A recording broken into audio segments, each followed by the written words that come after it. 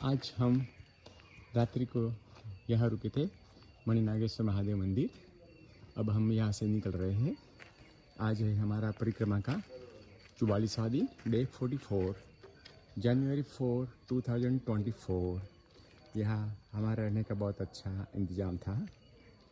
अब हम यहाँ से गरुड़ेश्वर की तरफ निकल रहे हैं।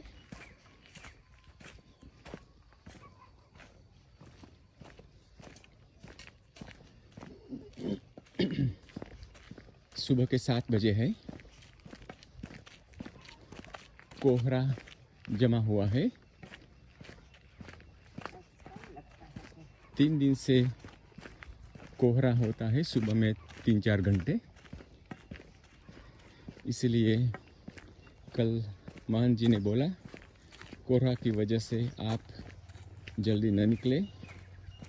अंधेरे में जंगली प्राणियों की अवर जवर रहती है। कोहरे में आप देख भी नहीं सकते। यहाँ से आपको मैया जी दिखाई देती है। तो अब हम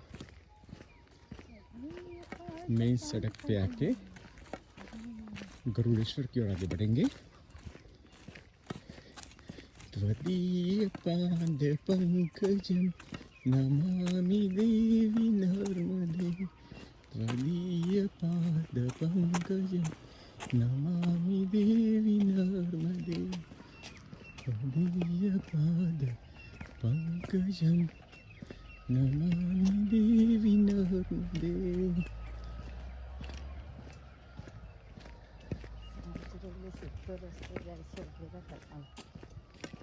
यहाँ से सांजरौली होके गरुड़ेश्वर जाएंगे। त्याची तो ऐसे આવવાનું છે કે આમ જવા માટે ત્યાંથી પેલી ટેકરી છે એ તો આવવાનું જ હતું જવા માટે, રાઈટ? ये है मणिनागेश्वर महादेव। इधर ही इधर। हाँ, इधर के रुकने में क्या करोगे? यस, हम अभी वीरपुर गांव से गुजर रहे हैं। ये दाहिने हाथ की ओर मैया है। इतनी नज़दीक नहीं है कि आप देख सकें।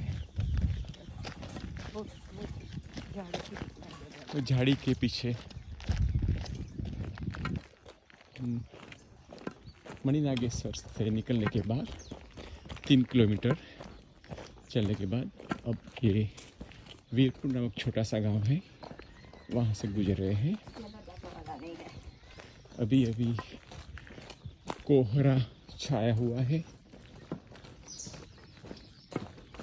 सूरज दादा का कोई निशान नहीं दिख रहा है अभी। बड़ा वट वृक्ष यहाँ ऐसे चढ़ाव उतार की जगह है।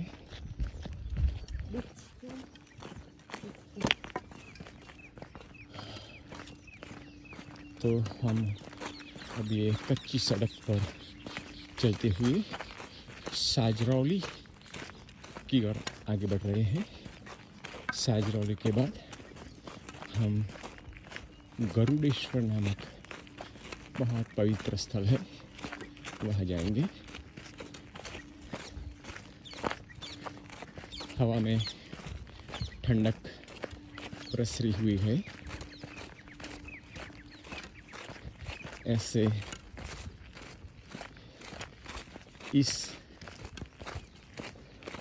वक्त पर बहुत ठंडी होनी चाहिए, मगर बोल सकते हैं कि अभी ठंड की शुरुआत ही नहीं हुई। लगता है मानसून के बाद सीधी वसंत ऋतु आ जाएगी।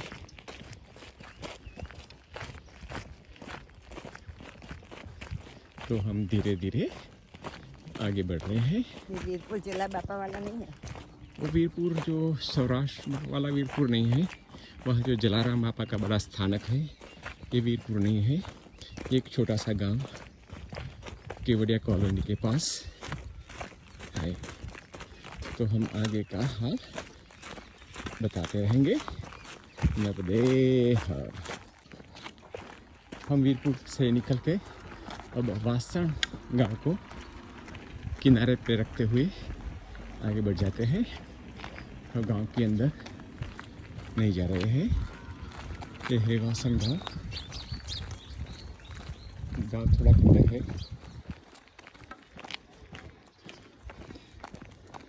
तो हम यहाँ से साजराओं की और आगे बढ़ते हैं।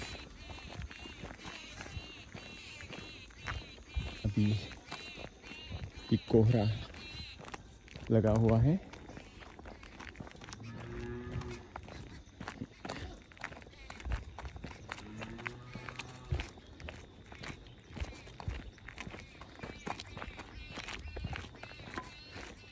कल हम जब आश्रम में थे तो वहाँ बहुत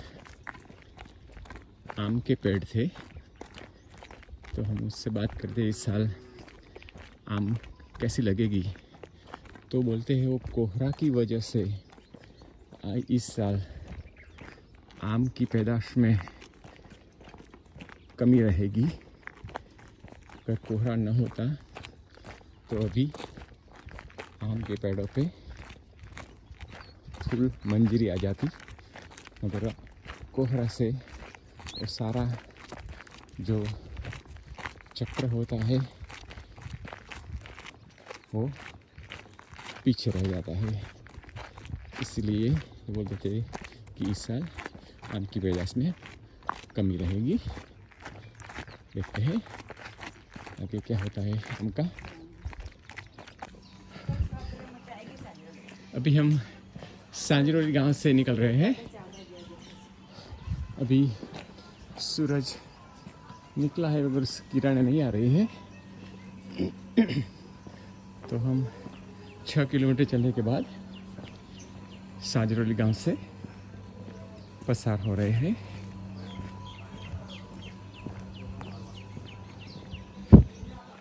छोटा सा गांव है। माता रंपी आ रही है। पीछे से आ गई आज नर्मदे हर।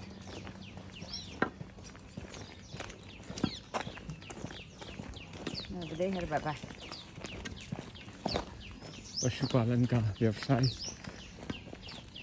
खेतीबाड़ी, वो दोनों चीज़ें प्राधान्य होती है। डेयरी उद्योग,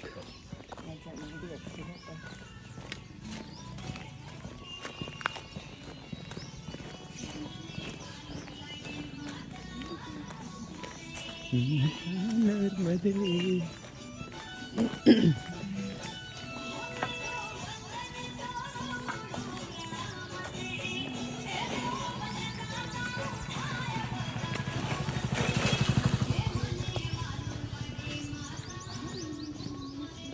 माता नर्मदा के भजन या गाने चल रहे हैं।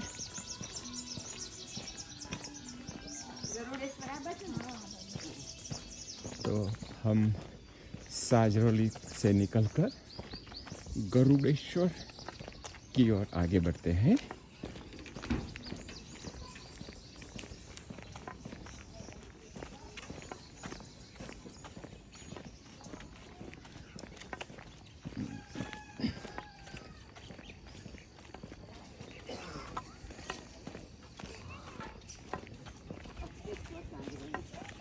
सांजरोली अक्तेश्वर, पहला अक्तेश्वर आएगा, इसके बाद गरुड़ेश्वर आएगा। नर्मदे। ये है अक्तेश्वर गांव। यहाँ श्री अक्तेश्वर महादेव का मंदिर है।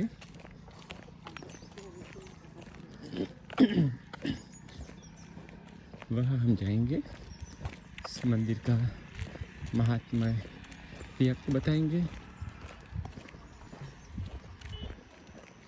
आप देख सकते हैं चुना पुराना कुआं है। पहले इसमें से पानी रस्सी से बाल्टी बांध के निकाला जाता था।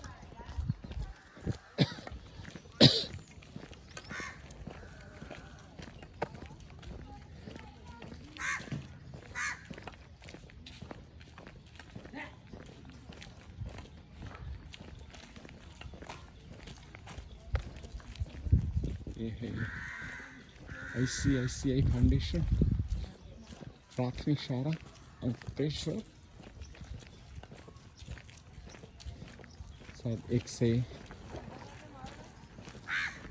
5 या 6 कक्षा तक के बालक के लिए।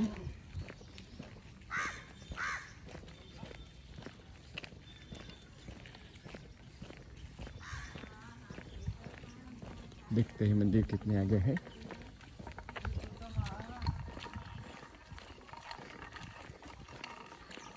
आ गया मुक्तेश्वर महादेव।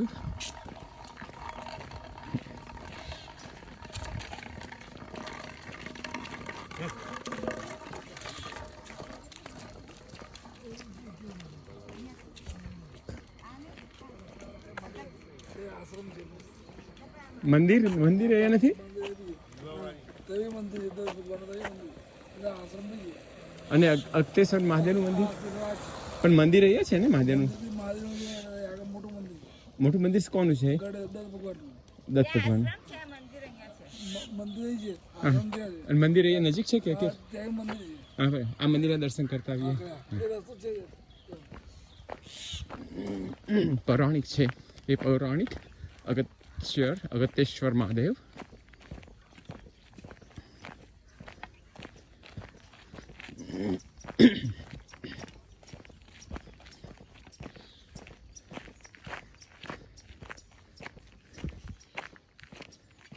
बहुत से परिक्रमावासी ऐसे पौराणिक स्थानों का दर्शन करने का चूक जाते हैं, वो सीधे चले जाते हैं आश्रमों की तरफ। आश्रम में मंदिर जो होते हैं नए होते हैं, पर जो पौराणिक जो तपस्थली होती है वो ऐसे पौराणिक स्थलों में आपको देखने मिलेगी। अगस्त्य महादेव नाम है इसलिए अगस्त्य ऋषि ने शायद यहाँ तप किया होगा।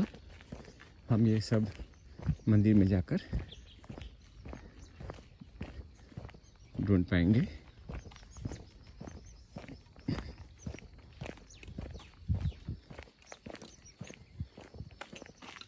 किसी वक्त मेन जो रास्ता होता है इसी से आधा पौना किलोमीटर अंदर ऐसे स्थल होते हैं, मैया के तट पर होते हैं।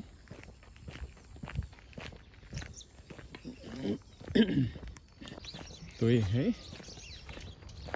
अगस्त्येश्वर महादेव, पास में मैया के किनारे पर। वाह,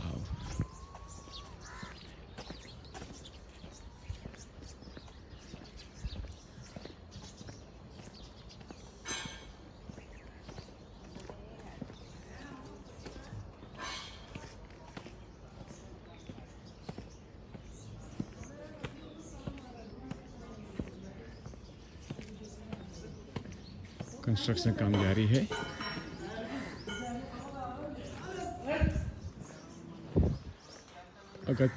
अगस्त्येश्वर महादेव।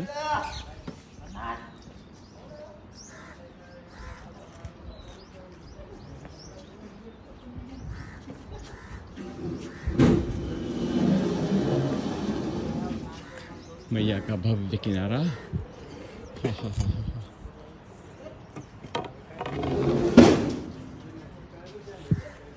केदारेश्वर महादेव।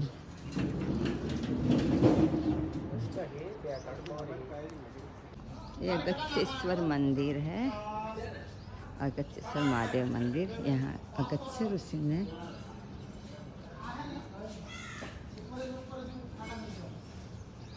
तपश्चर्या की थी।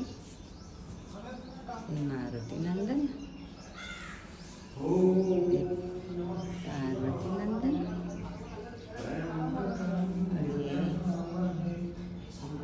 अगस्त्येश्वर महादेव।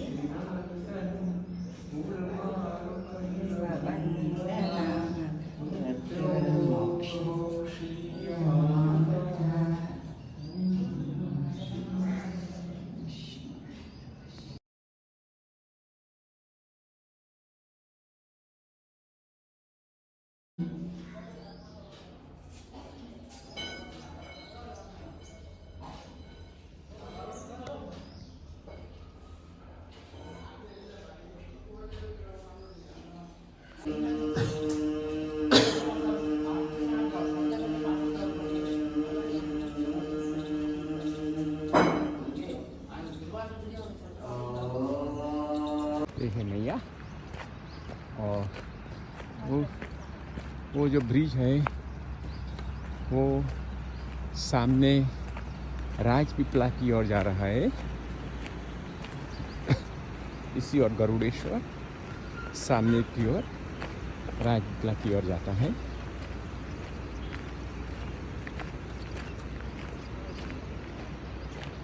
पानी का आवाज़ आपको सुनाई देता होगा।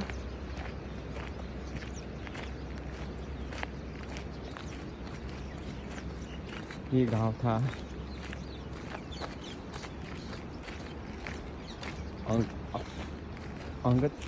अंकेश्वर।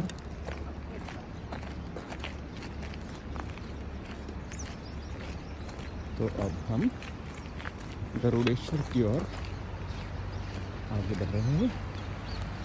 मैया से थोड़ी दूरी बनाते हुए हमें चलना होगा।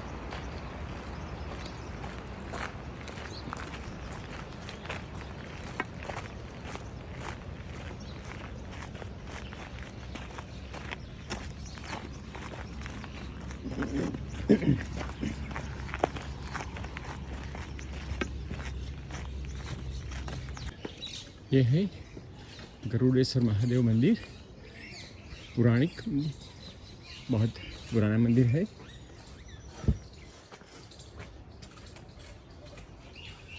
तो अब मंदिर के अंदर जाते हैं। हर बाबा। ये है जय श्री रणछोड़। ये है श्री गरुड़ेश्वर महादेव। तो हम आपको अंदर के दर्शन कराते हैं। यह है रणछोड़ राय जी का मंदिर। रणछोड़ राय जी कृष्ण भगवान का ही रूप है।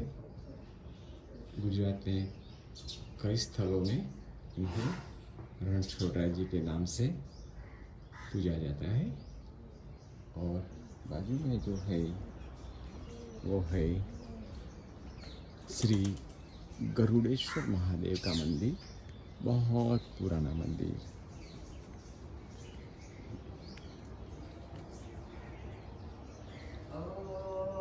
ओम नमः शिवाय। देख सकते हैं बहुत पुराना मंदिर है।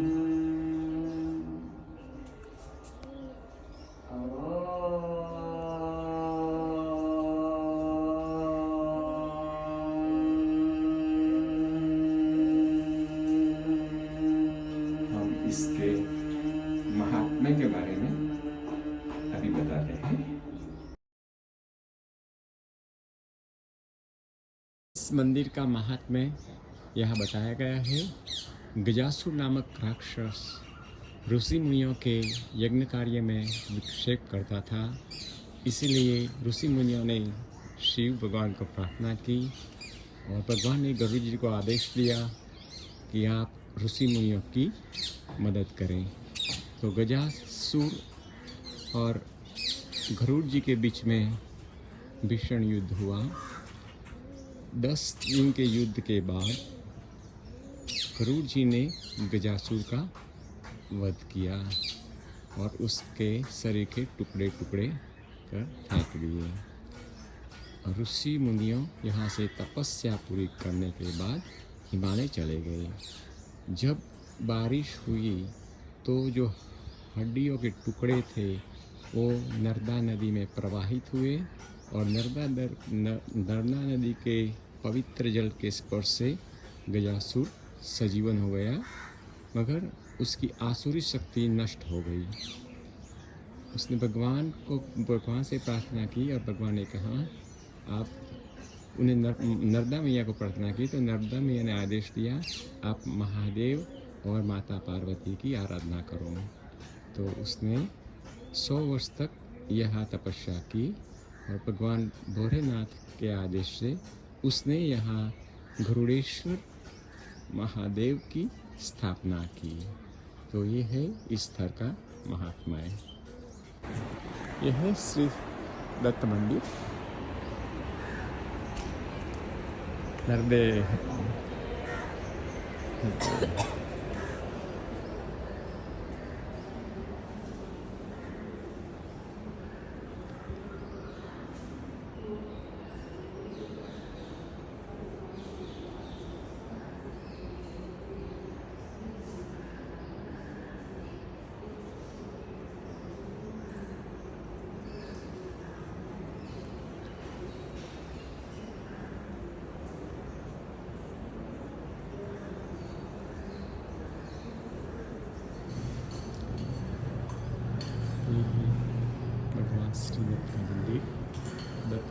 है श्री श्रीपाद अवतारे नृसिंह महाराज।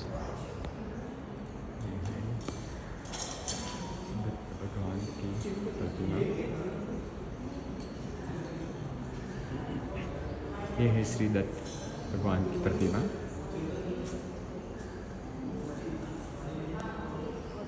ये है शिष्य परंपरा।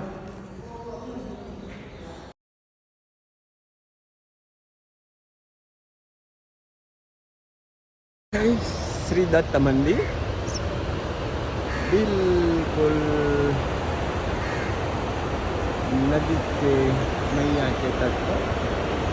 यहाँ वीयर स्ट्रक्चर का निर्माण किया गया है, जिससे पानी वीयर से ओवरफ्लो होके आगे जाता है।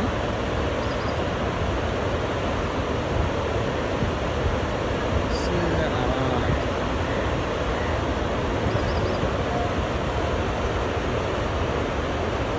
मागच्या वर्षी आलो नाही काय मागच्या परिक्रमा केली ना तर त्या शेताचं काम पलीकडनं चालू होतं. महिन्यांनी ह्या वेळेस त्याला उठून दिलं फेकून दिलं. त्या डोंगरीला परत चाललं बघा काय काढाडा झालाय. पहला देखो कितना बुरा हाल हुआ है. परिक्रमा का मार्ग था और अब वो नष्ट हो गया है। जो उधर से उधर डाल दिया ना ये ऐसा उधर से बिल्डिंग भी सारे निर्माण में थे, अब पता नहीं इसका क्या हाल है। आप देख सकते हो उसका शूटिंग पूरा नष्ट हो गया है। चले जाते चलना नहीं ऐसा अब क्या करते हैं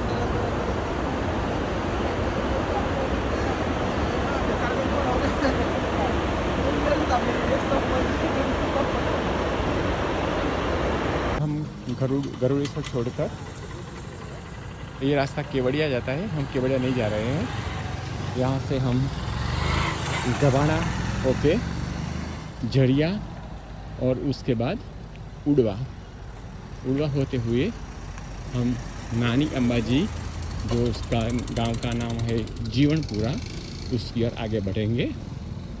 केवड़िया हम जा सकते थे मगर केवड़िया में कोई तीर्थ नहीं है।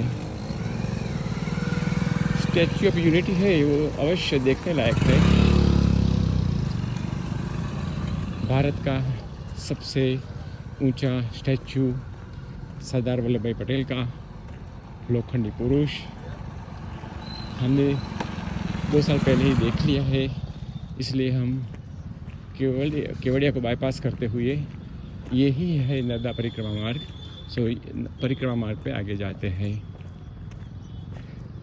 जब पहला सरदार सरोवर बंद नहीं था तो परिक्रमा मार्ग वहाँ से गुजरता था, बट सरदार सरोवर की बंद की वजह से वो पुराने मार्ग पानी में डूब गए, इसलिए वो नया मार्ग यहाँ बनाया गया है। तो हम आगे की ओर बढ़ते हैं। गवाना, फिर जरिया, फिर नानी अम्बाजी। ये अब खड़गदा गांव आ रहा है गरुड़ेश्वर के बाद। खड़गदा में ऐसे थोड़ी दूरी पे है। मैया दिखती नहीं है मगर बहुत दूर भी नहीं है, पर नज़दीक भी नहीं है। तो हम खड़गदा गांव से गुजरेंगे और आगे उड़ावा गांव है, वहाँ की ओर आगे बढ़ेंगे। देख सकते हैं नया बिल्डिंग लगा हुआ है।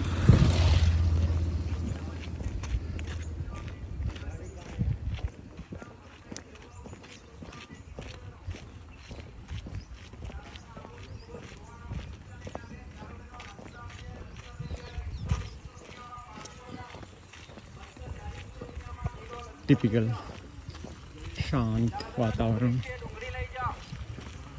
પાપડ છે મઠિયા છે 50 રૂપિયામાં 2 પેકેટ રૂપિયામાં 4 પેકેટ મઠિયા છે અડદના પાપડ લઈ જાઓ वो टेम्पो वाला ચાલ બેના લસણ છે લસણ લઈ જાઓ सामग्री बेच रहा है। કિલો લસણ લઈ જાઓ 120 રૂપિયામાં 500 ગ્રામ 240 માં કિલો साग भाजी बेच रहा है, मसाला बेच रहा है और सभी जीवन जरूरियात की वस्तुएं भी बेच रहा है।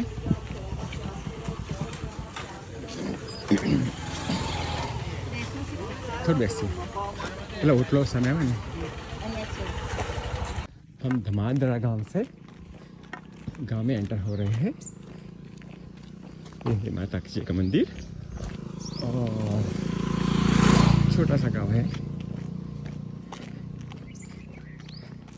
12:30 हुई है।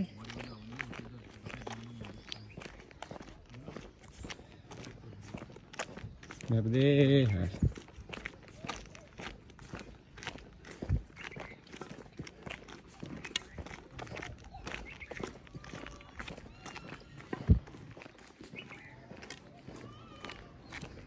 कोई दोपहर की वजह से गाँव में कोई चहल पहल नहीं है।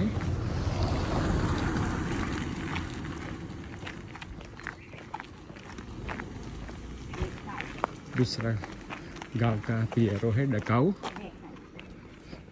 वो यहाँ से वही है डकाऊ डेकाई, वो डेकाई गांव है। छोटा सा गांव है। वो धामद्रा है, धामद्रा इसी और है। और हम आगे बढ़ रहे हैं। न डेकाई जाना है न धामद्रा जाना है, सीधे रास्ते से आगे बढ़ते हैं।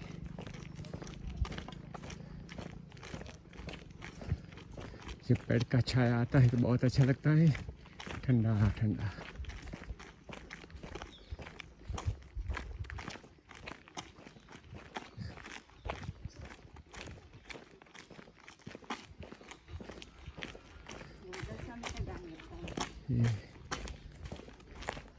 ये स्टोर का जनरल स्टोर, गांव का जनरल स्टोर है।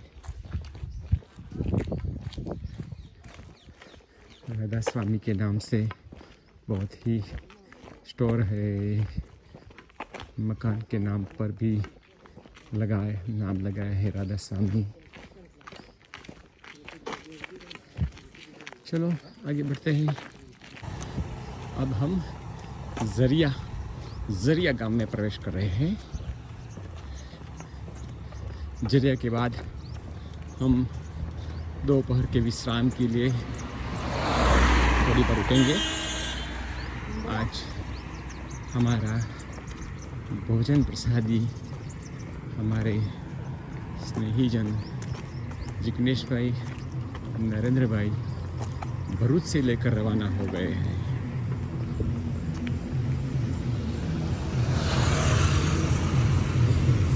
तो हमें आधे घंटे में करीब 30 मिनट के बाद कहीं मिलेंगे। तो हम वो जब तक नहीं मिले हम यही रोड पे चलते रहेंगे।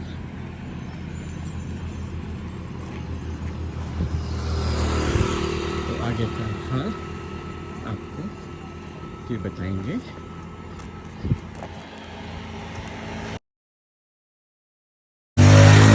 ये है नंदगांव। हरे कृष्ण हरे कृष्ण कृषि समुदाय सुगा चौकड़ी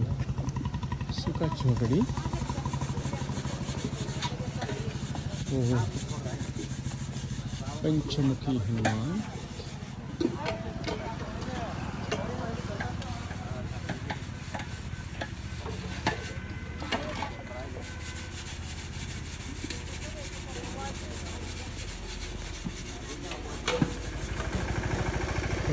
हम नवरात्रि के किनारे पे आगे बढ़ते हैं।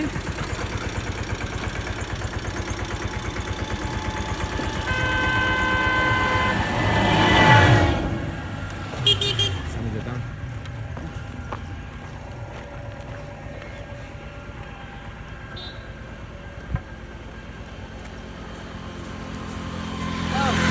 बहुत अच्छा रास्ता, पेड़ों की छाया, दोपहर में बहुत अच्छी लगती है। दोपहर के 12:40 हुई है।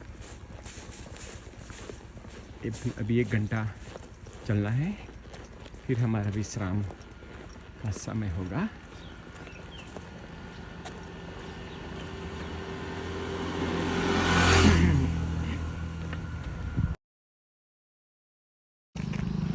हम उंडवा और उंडवा गांव में अब प्रवेश कर रहे हैं। आज सुबह से जो शुरू हमने किया है, हमने 22-23 किलोमीटर ऑलरेडी हमने अंतर हासिल कर दिया है। अब हम हमारे लिए जो दोपहर के भोजन प्रसादी लेके आ रहे हैं वो हमारे पीछे आ रहे हैं, तो हम चाहते हैं कि हम चलते रहें जब तक वो हमें पहुंच न पाए। भोजन के बाद चलना बहुत कठिन हो जाता है, तो हो सके इतना ज़्यादा अंतर भोजन के पहले ही हम चल जाए, इसलिए हम चलते रहते हैं। देखते हैं वो लोग हमें कब और कहाँ पकड़ लेते हैं। तो ये है उड़वा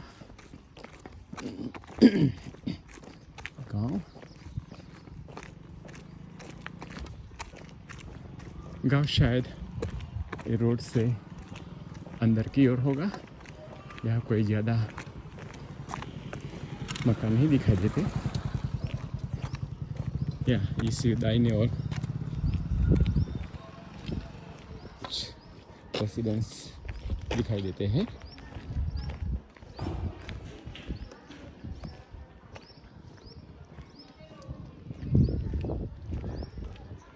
कैसे सर?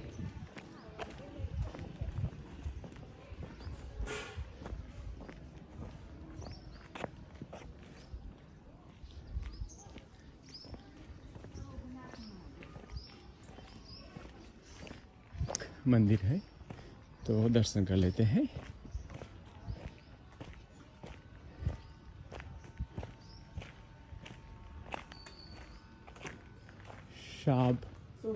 शोभनाथ महादेव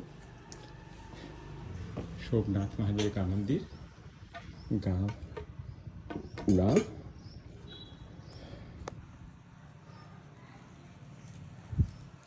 ओम नमः शिवाय, ओम नमः शिवाय, ओम नमः शिवाय, ओम नमः शिवाय, ओम नमः शिवाय।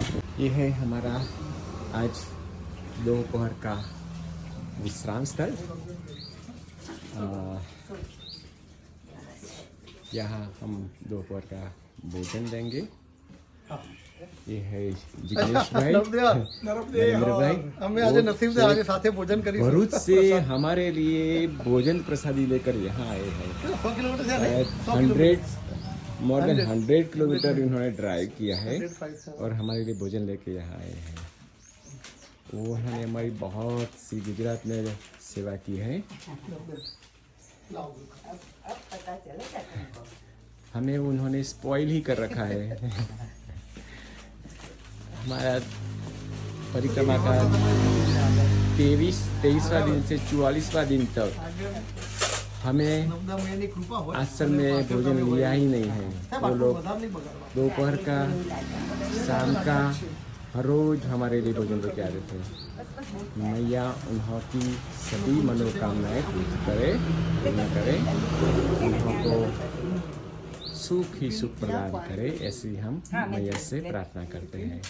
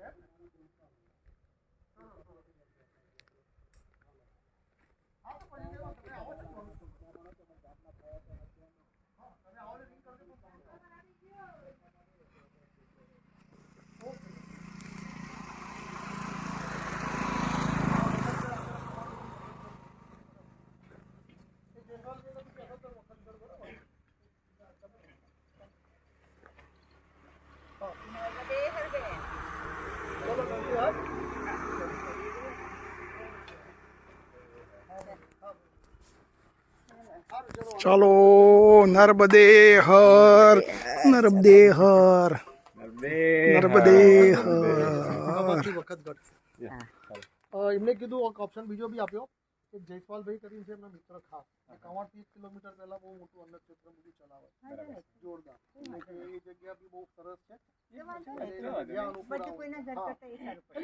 અન્ન ક્ષેત્ર છે એટલે એમને પોતાને બી ગમશે એમ તમે રોકાશો તો કોઈ શું નહીં એટલે જયસ્વાલે હવે આ બધું લાઈન અપ કરી દઈએ સરસ અન્ન ક્ષેત્ર છે કિલોમીટર પહેલા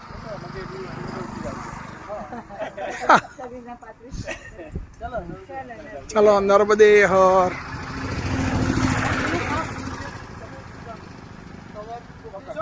અને ટેન્ટેટિવલી મતલબ ક્યાં કરવું છે રાત ક્યાં કરવું બરોબર તમે ગોઠવો તમારે એવું રાખો કે આ લોકો 30 કિલોમીટર ચાલવા છે આજુબાજુ તમને લાગે કે પણ અમારી ગણતરી તમારી ચાલવાની સ્પીડ જ એવી છે ને અમારી બધી ગણતરી ખોટી હોય બી કરી ને અને હવે તમને ટ્રાફિક નહીં મળે હવે તમે હવે એમપીમાં સવારથી વખત ને બધું ખરું ને બિલકુલ એકદમ છેલ્લે 2-3 દિવસ ટ્રાફિક નથી કર્યું આવે મીટરમાં અને ચટુકડી જતા રહે.